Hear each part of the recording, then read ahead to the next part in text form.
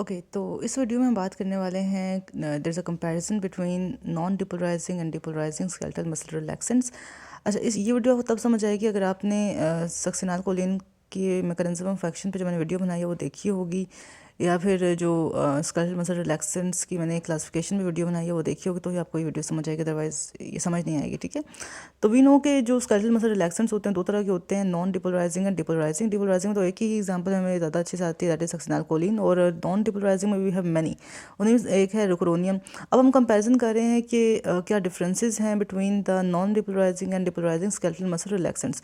अच्छा, अगर आपने मैकेनिज्म ऑफ एक्शन पढ़ा हुआ है सक्सिनाल कोलिन को तो आपको पता होगा कि इसके एक्शन में दो फेजेस होते हैं, फेज़ 1 एंड फेज़ 2। फेज़ 1 में सक्सिनाल कोलिन स्टार्ट में ट्रांजिएंट कॉन्ट्रैक्शन कराता है मसल में, जिसको हम फेज़ ऑफ डिपोलराइजेशन भी कहते हैं। सेकंड फेज़ में ये just like the non depolarising skeletal muscle relaxants muscle की रिलैक्सेशन करवा रहा होता है, और उसको हम डिसेंसिटाइजेशन फेज़ भी कहते हैं। ठीक है, तो आप आगे ऑब्जर्व करेंगे कि जो नॉन डिपोलराइजिंग के कैरेक्टरिस्टिक्स हैं non depolarising skeletal muscle relaxants के, वो मैच होंगे with the second phase of depolarising skeletal muscle relaxants, क्योंकि जो सेकंड फेज है इसका it is just like that of non depolarising skeletal muscle relaxants. ठीक है, तो हम इसके 7 डिफरेंसेस पढ़ेंगे। फर्स्ट डिफरेंस इज कि अगर हमने रुकोरोनियम दिया हुआ है या non depolarising skeletal muscle relaxant दिया हुआ है, तो उसके साथ अगर हम ट्यूबोकुरारिन ड्रग दे देंगे तो उसका इस पर क्या इन्फ्लुएंस आएगा। तो tubocurarine drug actually it belongs to the same group as that of rocuronium. ये भी एक स्केलेटल मसल रिलैक्सेंट ही है।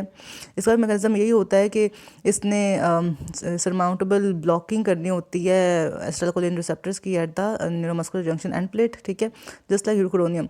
तो रुकोरोनियम के साथ अगर हम ट्यूबोकुरारिन देंगे तो उन दोनों का एडिटिव इफेक्ट आएगा। ठीक है, अब ये समझ लें कि जो यहाँ पर आना है ना उसके बिल्कुल ऑपोजिट आना है फेज़ 1 में इसके साथ, और बिल्कुल उसका सिमिलर आना है फेज़ 2 में। ठीक है, तो अगर हम ट्यूबोकुरारिन दे देंगे सक्सिनाल कोलिन के साथ, तो सक्सिनाल कोलिन ने तो डिपोलराइजेशन करवानी थी ना मोटर एंड प्लेट पे। अगर हम ट्यूबोकुरारिन दे देंगे तो वो तो इसको वहाँ पर डिपोलराइजेशन करने ही नहीं देगी सक्सिनाल कोलिन को, तो इस तरह से ये इसका एंटागनिस्टिक इफेक्ट प्रोड्यूस करेगी।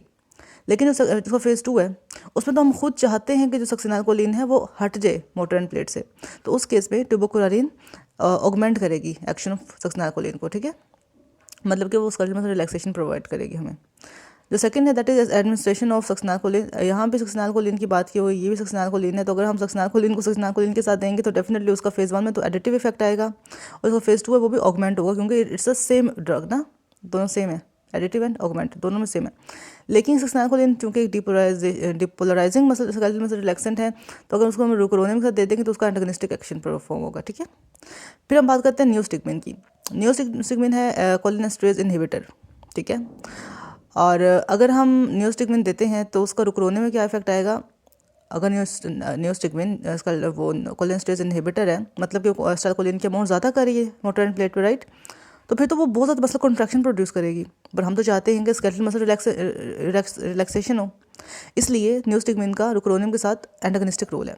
लेकिन जो फेज़ 1 है सक्सिनाल कोलिन का, उसमें तो हम चाहते हैं कि स्टार्ट में ना ट्रांजिएंट सी कॉन्ट्रैक्शन डेवलप हो, तो उसको नियोस्टिग्मिन ऑगमेंट करती है। लेकिन जो फेज़ 2 है, क्योंकि हम उसमें रिलैक्सेशन चाह रहे हैं, उसको नियोस्टिग्मिन एंटागनाइज कर रही है। Then we have the initial excitatory effect on muscle. क्या रुकोरोनियम का स्टार्ट में एक्साइटेटरी इफेक्ट आता है मसल पे? तो नो। लेकिन सक्सिनाल कोलिन का स्टार्ट में एक्साइटेटरी इफेक्ट आता है मसल में, जिसको हम डिपोलराइजेशन कहते हैं ना, और ये फेसिकुलेशंस प्रोड्यूस करता है, तो यस। लेकिन सेकंड फेज़ में उसका कोई एक्साइटेटरी इफेक्ट नहीं आता, नन। ठीक है, अच्छा, अगर हमने ये ड्रग्स दी होंगी तो मसल टेटनिक स्टिमुलस को कैसे रिस्पॉन्ड करेगा। जो रुकोरोनियम के केस में उसका अनसस्टेन्ड सा रिस्पॉन्स हो, क्योंकि मसल रिलैक्सेशन में गया हुआ है, तो फेड हो जाएगा रिस्पॉन्स, अनसस्टेन्ड और फेड रिस्पॉन्स। लेकिन इसका जो फेज़ 1 है वो सस्टेन्ड होगा और फेड नहीं होगा, क्योंकि स्टार्ट में इसमें क्या है, डिपोलराइजेशन है। लेकिन फेज़ 2 है that is just like rocuronium, unsustained, fade. Post tetanic facilitation का एक फिनोमेना होता है, वो हम देखते हैं कि रुकोरोनियम के केस में तो पाया जाता है, क्योंकि ये फिनोमेना होता है कि हमने जब टेटनिक स्टिमुलस दिया है तो उसके बाद जो मसल है it should stay in a phase of repolarisation, या उसको बिल्कुल ही रेस्टिंग स्टेज में रहना चाहिए।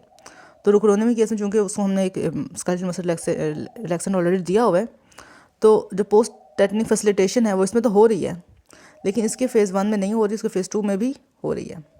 ठीक है, और जो रेट ऑफ रिकवरी है, या यू कैन से उसकी जो एक अगर हम ड्रग को डिसकंटिन्यू करते हैं तो कितने टाइम में जो मसल है वो रिलैक्सेशन से निकल कर कॉन्ट्रैक्शन की फेज़ में आ सकता है, that is 30 to 60 minute in case of rocuronium, और जो फेज़ 1 होता है ना डिपोलराइजिंग स्केलेटल मसल रिलैक्सेंट का, वो 4 to 8 मिनट का होता है। उसके बाद उसकी भी रिलैक्सेशन शुरू हो जाती है, तो वो है 4 to 8 मिनट।